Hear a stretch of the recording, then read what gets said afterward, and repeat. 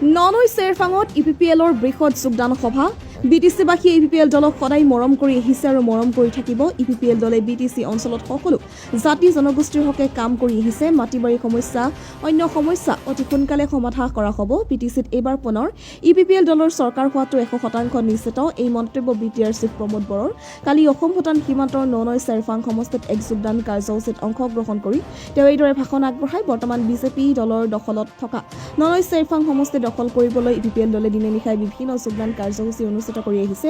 এইবাৰ সমষ্টি দখল কৰিবলৈ নানা ৰাজনীতি প্ৰস্তুত কৰিছে ইপিপিএল দলে। কালি 500ৰো অধিক বিপিএফ বিজেপি তথা কংগ্ৰেছৰ সমৰ্থকে আনুষ্ঠানিকভাৱে ইপিপিএল দলত যোগদান কৰে। যোগদান কাৰ্যসূচীত ৰাজ্যসভাৰ সাংসদ ৰণগুৰা নাৰ্জাৰী, জয়ন্ত বসুমতাৰী, দাওবাইছা বড়ো উপস্থিত থাকে।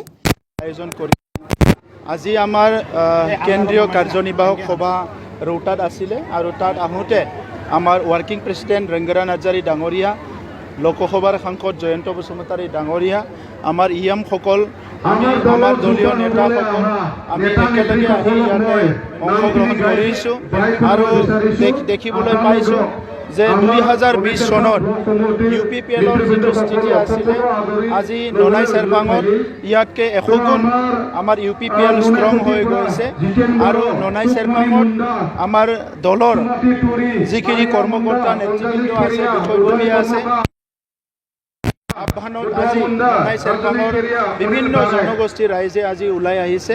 মই সকলোকে ধন্যবাদ দিছোঁ। ইউপিপিএল দলত আমি তেখেতসকলক আদৰণি জনাইছোঁ।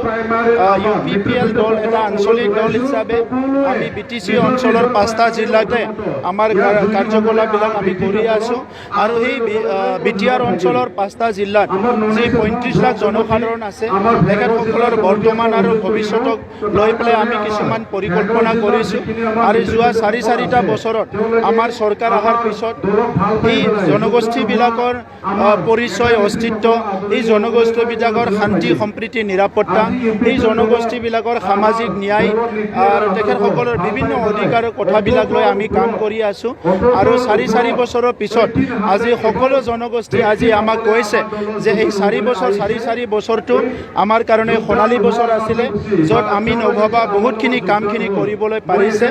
আজি ভিচিডিচি অফিচ নিৰ্মাণৰ পৰা লৈ পেলাই ৰাস্তা ঘাট, দলং নিৰ্মাণ, স্কুল কলেজ নিৰ্মাণৰ পৰা আদি কৰি বিভিন্ন কামবিলাক আজি কৰিবলৈ পাৰিছে। আমাৰ আগৰ চৰকাৰৰ দিনত যিবিলাক মদ, ভাং, জুৱা, অসামাজিক কাৰ্যকলাপ হৈ আছিলে এইবিলাক সম্পূৰ্ণভাৱে বন্ধ হৈ গ'ল আৰু আজি নতুন এটা পৰিৱেশ সকলো দেখিবলৈ পাইছে। গতিকে ননৈ চেৰফাঙতো আমাৰ দলৰ স্থিতি লাহে লাহে আগবাঢ়ি আছে আৰু সমগ্ৰ ওদালগুৰি জিলাৰ 10টা সমষ্টিত যোৱাবাৰো আমাৰ পৰিৱেশ বহুত ভাল আছিলে, ইউপিপিএলৰ স্থিতি বহুত ভাল আছিলে আৰু এই 4 বছৰ কাম কৰাৰ পিছত ওদালগুৰিৰ সমষ্টিবোৰত লাহে লাহেকৈ আমাৰ স্থিতি আৰু ভাল হৈছে। ৰাইজে আমাক চবেই আঁকোৱালি লৈছে।